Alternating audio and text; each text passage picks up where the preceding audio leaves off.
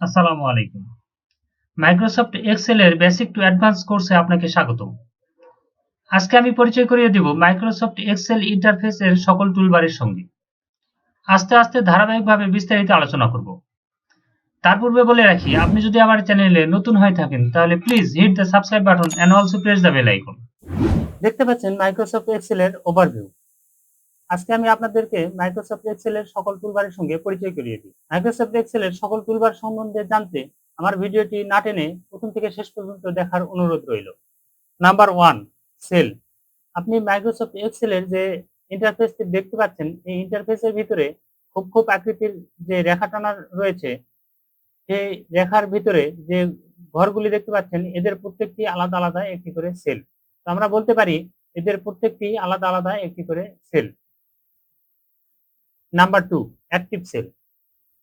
তো আপনি দেখতে পাচ্ছেন নীল কালারে আবৃত যে বক্সটি রয়েছে, এটিকে আমরা বলতে পারি অ্যাক্টিভ সেল। তো এরকম ভাবে আলাদা আলাদা সেলকে আমরা সিলেক্ট করতে পারি এবং সেটিকে বলতে পারি অ্যাক্টিভ সেল। Number 3, rho. আড়াআড়ি ভাবে যে রেখা দেখতে পাচ্ছেন, অর্থাৎ আমি সিলেক্ট করছি, এটা হচ্ছে রো। এরকম ভাবে প্রত্যেকটি আলাদা আলাদা একটি করে রো আমরা বলতে পারি। Number 4, active rho. এই রো গুলো যখন আমরা সিলেক্ট করছি, তখন বাম পাশে কালার পরিবর্তন আপনি লক্ষ্য করছেন। আলাদা আলাদা ভাবে যখন আমরা সিলেক্ট করছি, তখন আলাদা আলাদা ভাবে সে কালারটি পরিবর্তন করে নিচ্ছে। তো এটিকে আমরা বলতে পারি অ্যাক্টিভ রো। Number 5, column.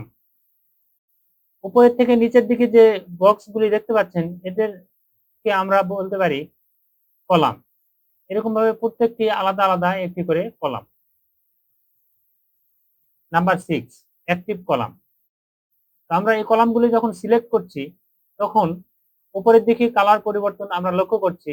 আমরা উপরের এই কালার পরিবর্তনের অংশটুকুকে বলতে পারি আমরা অ্যাক্টিভ কলাম, অর্থাৎ এটিকে আমরা বলতে পারি অ্যাক্টিভ কলাম। এরকম ভাবে প্রত্যেকটি আলাদা আলাদা কলাম, বাট যখন আমরা সিলেক্ট করব, তখন একে বলতে পারি active column. Number 7, rho number. তোমরা বাম পাশে যে নাম্বার লক্ষ্য করছি, 1 2 3 4 5 6, এটি হচ্ছে রো নাম্বার। তো আমরা বলতে পারি মাইক্রোসফট অফিস এক্সেল 2019 এর সর্বমোট রো নাম্বার রয়েছে 10,48,576। নাম্বার 8, কলাম নেম বা কলাম নাম্বার। উপরে যে অক্ষর দেখতে পাচ্ছি এ বি সি ডি, এরকম ভাবে অসংখ্য অক্ষর রয়েছে, এদেরকে আমরা বলতে পারি কলাম বা নাম্বার। এরকম ভাবে ইংলিশে অক্ষরে সর্বমোট কলাম রয়েছে x F D. Number 9, cell number বা নাম।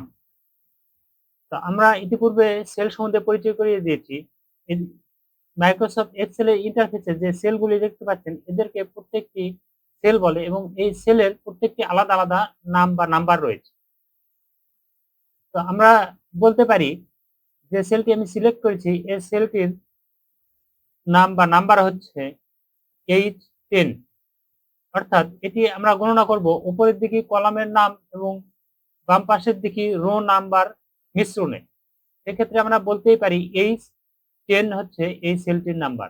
এরকম ভাবে আলাদা আলাদা সেল যদি আমরা সিলেক্ট করি, সেই সেলটির নাম্বার আমরা বলতে পারি I610। এরকম ভাবে আরো একটি যদি সেল সিলেক্ট করি, সেক্ষেত্রে আমরা বলতে পারি G12।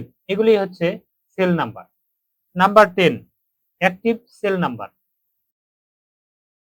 মাইক্রোসফট এক্সেল শিটের আলাদা আলাদা সেল রয়েছে। এই সেলগুলির যে সেলটি আমরা সিলেক্ট করব, সেই সেলটিকে আমরা অ্যাক্টিভ সেল হিসেবে বলতে পারি। তো এক্ষেত্রে এই সেলটির আলাদা একটি স্পেসিফিক নাম রয়েছে। আমরা বলতে পারি এই সেলটির নাম বা নাম্বার হচ্ছে G7। এরকম ভাবে আলাদা একটি সেল সিলেক্ট করব এবং এটিকে আমরা অ্যাক্টিভ সেল হিসেবে বলতে পারি। তার কারণ এটি আমরা নীল কালার চিহ্ন দ্বারা আবৃত করা হয়েছে এবং এটি হচ্ছে অ্যাক্টিভ সেল। সেক্ষেত্রে এই সেলটির নাম অথবা নাম্বার আমরা বলতে পারি E7। তো বন্ধুরা, এই ছিল আজকের মাইক্রোসফট এক্সেল এর বেসিক টু অ্যাডভান্স কোর্সের প্রথম পার্ট। এর দ্বিতীয় পার্ট দেখার আমন্ত্রণ জানিয়ে এখানেই বিদায় নিচ্ছি। সেই পর্যন্ত সুস্থ থাকবেন, সুন্দর থাকবেন এবং আমার চ্যানেলটি সাবস্ক্রাইব করে পাশে থাকা বেল আইকনটি চেপে দিবেন। ধন্যবাদ।